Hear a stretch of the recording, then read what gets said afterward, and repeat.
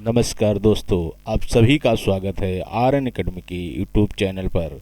हम शुरू करेंगे current affair with statics GK. आज छठा दिन है, दिनांक 20 दिसंबर 2025। चलते हैं, एक मोटिवेशनल स्पीच के साथ शुरू करते हैं।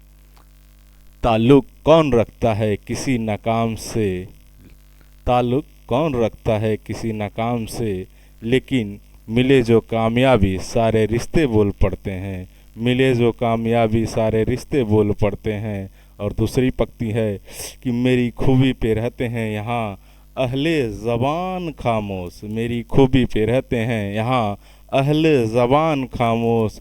मेरे ऐबों पे चर्चा हो तो गूंगे भी बोल पड़ते हैं। गूंगे भी बोल पड़ते हैं। आज का टॉपिक होगा खेल, अंतर्राष्ट्रीय मामले, साइंस एंड टेक, प्रौद्योगिकी, रक्षा। चलते हैं खेल से जुड़े प्रश्नों पे। प्रश्न संख्या 1, विजयवाड़ा में आयोजित 87वीं सीनियर नेशनल बैडमिंटन चैंपियनशिप 2025 में महिला एकल खिताब किसने जीता है? सूर्या करिश्मा तमरी ने जीता है। चलते हैं प्रश्न संख्या 2 पे। 87वीं यानी 87वीं सीनियर नेशनल बैडमिंटन चैंपियनशिप 2025 में पुरुष एकल का खिताब किसने जीता है? तो ऋत्विक संजीव ने जीता है। चलते हैं प्रश्न संख्या 3 पे।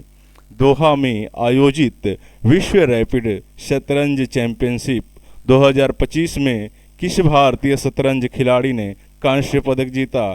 तो कोनेरू हम्पी ने। चलते हैं प्रश्न संख्या 4 पे।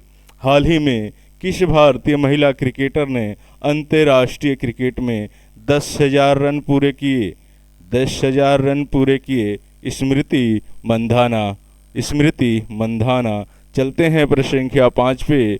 मुख्य सचिवों के 5वें राष्ट्रीय सम्मेलन का विषय थीम क्या था? तो विकसित भारत के लिए मानव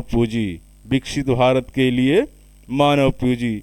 आइए समझते हैं विकसित भारत के लिए मानव पूंजी क्या होती है। जब किसी देश के लोग पढ़े लिखे, स्वस्थ, कुशल और मेहनती होते हैं, वही देश के मानव पूंजी कहलाते हैं। कौशलपूर्ण हों, तकनीकी रूप से जागरूक हों, देश की सबसे बड़ी ताकत उसके लोग होते हैं। चलते हैं अगले प्रश्न पर। प्रश्न संख्या 6 पे। हाल ही में किस देश ने रूसी रॉकेट का उपयोग करके फज्र 2 और कौसर नामक 2 उपग्रह लॉन्च किए? वह देश ईरान ने क्यों यह लॉन्च किया? आइए कौसर नामक 2 उपग्रह और फज्र नामक उपग्रह के बारे में जान लेते हैं। कौसर क्या करेगा? ये हमारे धरती की तस्वीर लेगा और कृषि, फसल, सिंचाई की निगरानी करेगा। प्राकृतिक संसाधन, आपदा प्रबंधन, बाढ़ और सूखा, नागरिक उपयोग यानी मैपिंग, शहरी योजनाओं के लिए ये भेजा गया है। ईरान ने भेजा है। चलते हैं प्रश्न संख्या 7 पे। पीएम मोदी ने 2026 में ओडिशा की स्वतंत्र सेनानी की जन्म शताब्दी मनाने की घोषणा की। कौन है? पार्वती गिरी।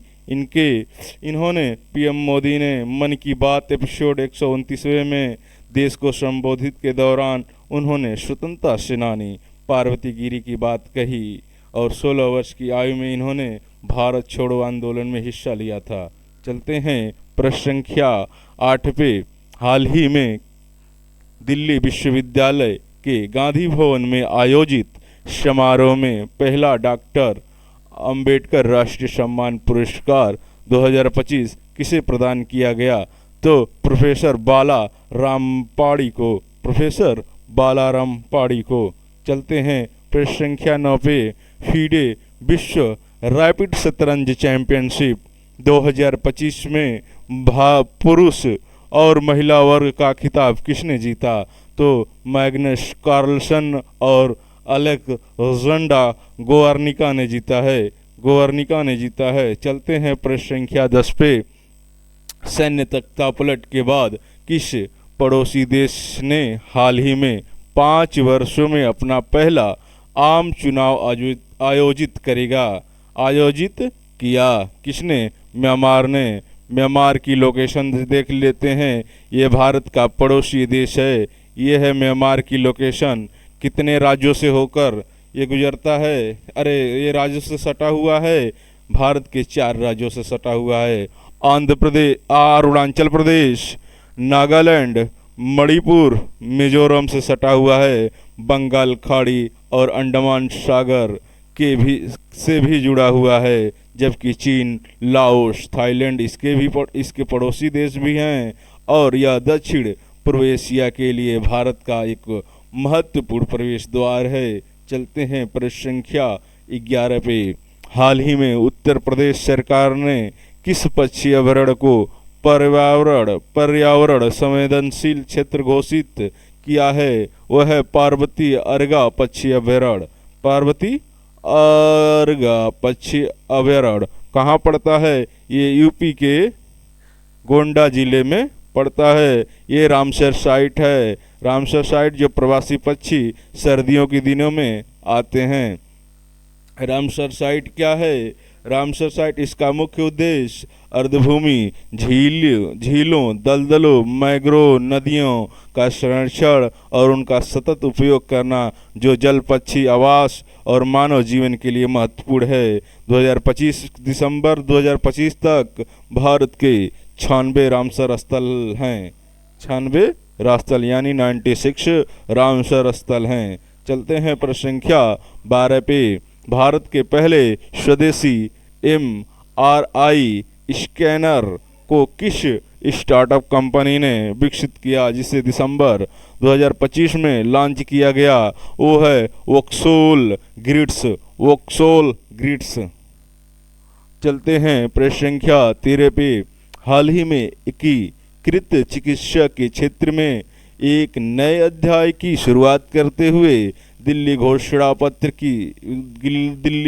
पत्र किस शिखर सम्मेलन के दौरान जारी किया? तो है पारंपरिक चिकित्सा पर दूसरा WHO वैश्विक शिखर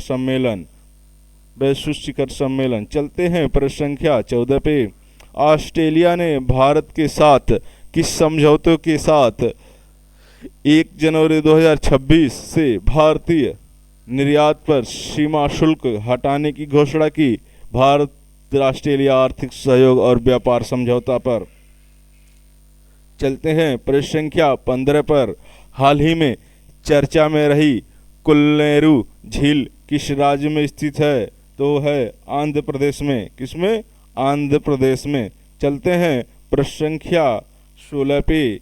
प्रश्न संख्या 16 पे यहाँ से आपका शुरू होता है स्टैटिक्स जीके। 16 नंबर है पक्षियों के अध्ययन को क्या कहा जाता है? ऑर्निथोलॉजी यानी पक्षी विज्ञान। चलते हैं प्रश्न संख्या 17 पे। अंतरिक्ष में जाने वाले पहले भारतीय कौन थे? राकेश शर्मा। चलते हैं प्रश्न संख्या 18 पे। किस ग्रह के चारों ओर सबसे अस्पष्ट वलय पाए जाते हैं? किसके? शनि के। चलते हैं प्रश्न संख्या 19 पे। किस भारतीय राज्य की जनसंख्या सबसे अधिक है? तो वह है उत्तर प्रदेश। चलते हैं प्रश्न संख्या 20 पे। भारत में किस शहर को झीलों की नगरी कहा जाता है? वो है उदयपुर। कहाँ पड़ता है? राजस्थान में। चलते हैं प्रश्न संख्या, यही हम लोग का लास्ट प्रश्न था 20। और भारत के किस शहर के झीलों की नगरी कहा जाता है, ये हम लोग का लास्ट प्रश्न था। आज के लिए इतना ही। मिलते हैं अगले सीरीज में। नमस्कार।